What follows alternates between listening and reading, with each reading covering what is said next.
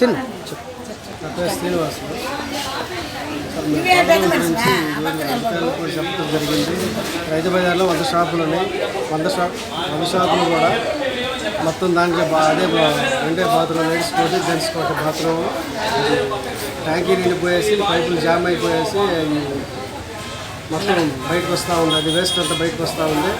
దాన్ని ఎస్టీడీ అధికారికి కూడా తెలుసు, ఇక్కడున్న వర్కర్స్ అందరికీ తెలిసి చూపించాము.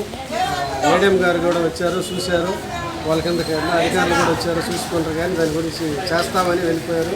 చెప్పు కూడా 10 రోజులపై జరిగింది. ఇప్పుడు దాని గురించి ప్రతి నెల బాడుగా ఎవరు ఆపుకుని బాడుగ కడతా ఉన్నాం. దీనివల్ల మేము అంగళం మూసుకొని వెళ్ళిపోయే పరిస్థితి ఉంది. కస్టమర్ రావడం వెనక్కి తిరిగి వెళ్ళిపోతా ఉంది. స్మెల్ ఏంది అని చెప్పేసి సార్ కూడా చెప్పుకున్నారు, మా ఎమ్మెల్యే సార్ కూడా చెప్పుకున్నారు. దీన్ని బాగు చేయించండి, దీనికి అన్ని వసతులు కల్పించండి, వాటర్ ఫెసిలిటీ కల్పించండి, దీనికి డ్రైనేజ్ పోయేదానికి మార్గం చూపించండి అని చెప్పేసి అన్నీ కూడా వాళ్ళు చెప్పడం జరిగింది. ఈ అధికారులు ఎవరైతే పట్టించుకోలేదు, మా మీద దయించి దీని ఒక ఫెసిలిటీ కల్పించమని మేము కోరుకుంటున్నాం. నా పేరు లక్ష్మి. మేము రైతు బజార్లో 15 సంవత్సరాల నుంచి అంగడి పెట్టుకొని ఉంటున్నాము. గత 15 సంవత్సరాల నుంచి కూడా ఇక్కడ ఇబ్బందులుగానే ఉన్నాయి. వచ్చిన వాళ్ళందరికీ చెప్పుకుంటున్నాము, కానీ పని జరగటం. నెల వచ్చేసరికి బాడుగలు కట్టించుకుంటున్నారు. ప్రస్తుతం ఇప్పుడు మేము 2.5 బాడుగు కడుతున్నాము. చూడండి, ప్రతి అంగడి కూడా కారుతుంది.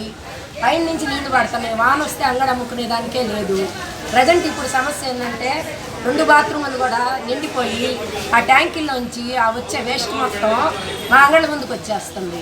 ఈ విధంగా వచ్చేసరికి 2 రోజులు అంగడి మూసేయాల్సి వస్తుంది. మేము ఒక్క మనిషి ఈ పక్కకు వచ్చి కొనేవాళ్ళు కనపడటం లేదు.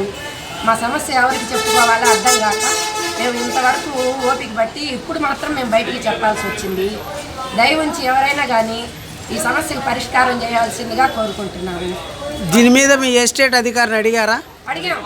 అడిగాము. మేము ఏడీకి చెప్పుకున్నాము. వాళ్ళు వచ్చి అన్నీ చూసుకొని పోయారు, కానీ ఆ పని మాత్రం జరగలేదు. ఇలా వచ్చిన ప్రతి వాళ్ళకి కూడా చెబుతున్నాము.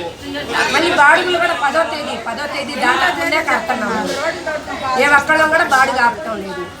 ఇప్పుడు మేము పాస్కి వెళ్ళాలన్నా, బాత్రూమ్కి వెళ్ళాలన్నా లంక రోడ్డు దాటి అవతలకి వెళ్తే అక్కడ ఉన్నది ఒక్క బాత్రూమ్ లేడీస్కి.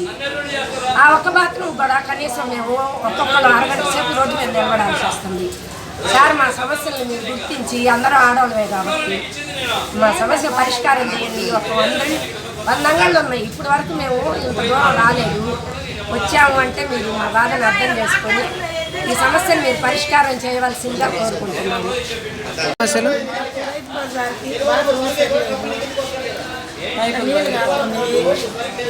అంగల్లో ఉండేదానికి ఇబ్బందిగా ఉంది. రేగుల్లో కూడా నీళ్ళు కస్టమర్లు నిలబడుతున్నారు. అంగళ్ళన్నీ కారిపోతున్నాయి, అంగల్లో కూడా వస్తున్నాయి. బాత్రూమ్ల గురించి